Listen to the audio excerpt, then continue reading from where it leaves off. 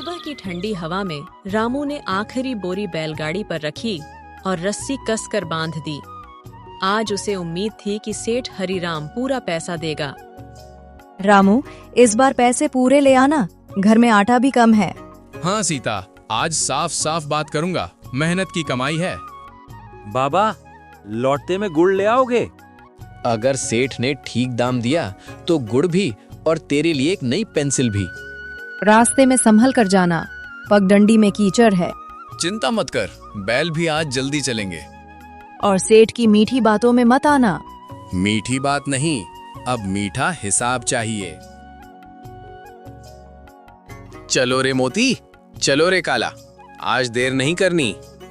पहियों की चरमराहट और बैलों की घंटियों के बीच रामू के मन में एक ही हिसाब चल रहा था, कितना गेहूं, कितना दाम और कितना कर्ज उतरेगा। पिछली बार सेठ ने तौल में काटा था, इस बार मैं वहीं खड़ा रहूंगा। सीता की आंखें, गुड्डू की पेंसिल, सब इसी सौदे पर टिका है।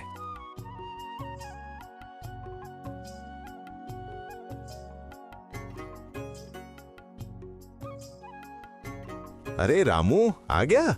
आज तो बढ़िया माल लाया है लगता है। नमस्ते सेठ जी, गेहूं साफ है, इस बार पूरा दाम चाहिए। अरे रे, इतना सीधा? चल पहले अंदर बैठ, पानी पी। पानी बाद में, पहले तौल ठीक से हो जाए। सेठ जी, तराजू निकाल दूं? हाँ भाई, तराजू तैयार करवाओ और बाट भी पूरे रखना। बाट पूरे ही रहे सेठ जी, पिछली बार कम लग रहे थे। अरे रामू, तू तो शक करने लगा, हम तो अपने आदमी हैं। अपने आदमी हैं तभी तो साफ तौल चाहिए। एक बोरी इधर रख दूं? हाँ, एक एक करके, सेठ जी देख रहे हैं। धीरे रखना, बोरी फटेगी तो नुकसान मेरा होगा। नुकसान किसका? सब अपना ही तो है। चल शुरू करो।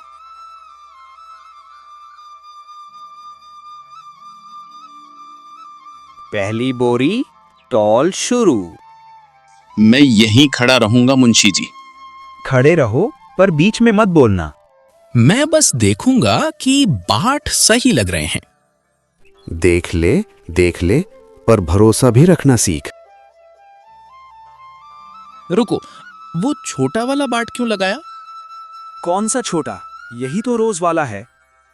रोज वाला हो सकता है, पर आज मैं पूरा वजन चाहता हूं। अरे रामू, 2-4 सेर ऊपर नीचे में क्या होता है? मेरे घर में वही 2-4 सेर महीने भर चलते हैं सेठ जी। ठीक है, दूसरा बाट लगा देता हूं। खुश? खुश नहीं, बस भरोसा चाहिए। देख, हम तेरा भला ही करते हैं। बाजार में दाम गिरा है। दाम गिरा है तो आप दिखा दीजिए, पर तौल सही होनी चाहिए। कुल इतना मन, दाम इतना, ये रहा हिसाब। इतना कम? ये तो पिछले साल से भी कम निकला। रामू, समझदार बन, इस बार नमी थी, कटौती लगेगी। नमी? गेहूं तो सूखा था, मैं खेत से खुद छान कर लाया हूं। तू किसान है, पर नियम दुकान के होते हैं। नियम हो तो सबके लिए हो सेठ जी। और पिछला उधार भी जोड़ दिया है। उधार? मैंने तो पिछले महीने ही चुकाया था। चुकाया था, पर ब्याज बाकी है, कागज में लिखा है।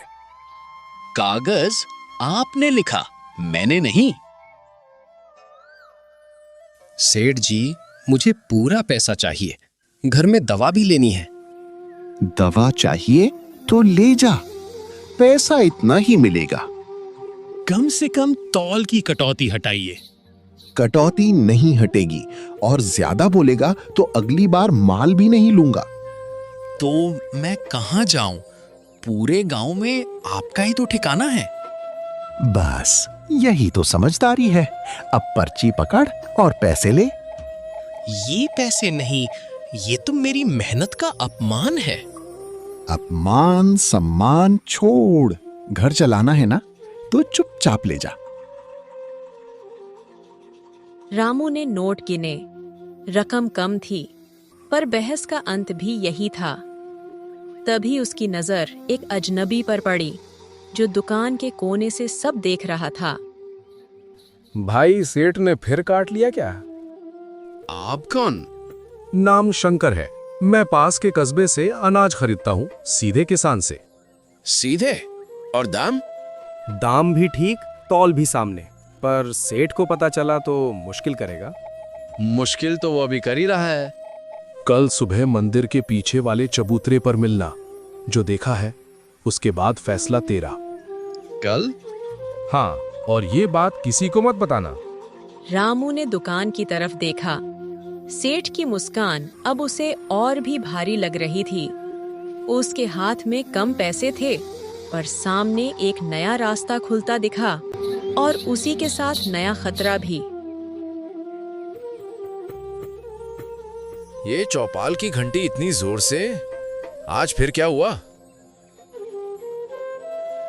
रामू, इधर आ, पंचायत बैठी है। अभी आता हूँ, बैल को किनारे लगा लूं। आज खाली थैले लेकर लोग बैठे हैं। सेठ ने हद कर दी। खाली थैले? मतलब अनाज नहीं मिला? अनाज तो गया, पर तौल में काट लिया और दाम भी। कल मेरे साथ भी वही हुआ। तो चल, अपनी बात खुद बोल। रामू, इधर आ, पास बैठ। नमस्ते काका। बैठ, और जो देखा साफ साफ बोल। साफ बोलने से क्या होगा? सेठ तो हंस के टाल देता है। मेरे बच्चों के लिए आटा नहीं बचा और वो कहता है दाम गिर गए। एक एक करके बोलो, पंचायत में शोर नहीं। काका, कल मेरी बोरी पूरी थी, तौल में 2 सेर काट दिए। मेरे भी नोट कम पकड़ा दिए, मैंने गिने तो कमी निकली। कमी कितनी? 50 रुपए। मेरे 100, और ऊपर से कहता है तू झूठ बोलता है। हम बोलें तो कौन सुने, सेठ का आदमी डांट देता है।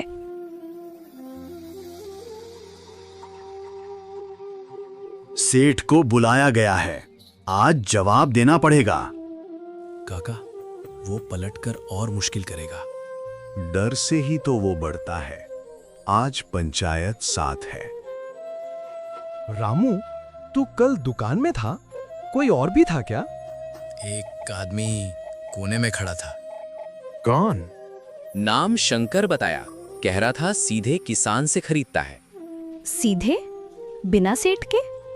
हाँ, पर बोला सेठ को पता चला तो मुश्किल करेगा।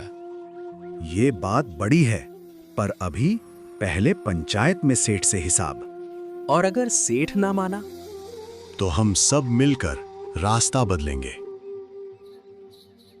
उस दिन चौपाल में पहली बार डर से बड़ी आवाज उठी थी, लेकिन हर आवाज की कीमत होती है। सेठ हरिराम चुप था, पर उसकी खामोशी में तूफान छिपा था। क्या सच में ये किसान अपना हक ही ले पाएंगे, या अगली सुबह उनके लिए और भी बड़ा जाल बिछ चुका होगा? रामू का एक फैसला पूरे गांव की किस्मत बदल सकता है, लेकिन क्या वो सही कदम उठाएगा? अगर जानना चाहते हो आगे क्या हुआ, तो कमेंट में लिखो पार्ट 2, क्योंकि अगला हिस्सा सिर्फ कहानी नहीं, एक लड़ाई है।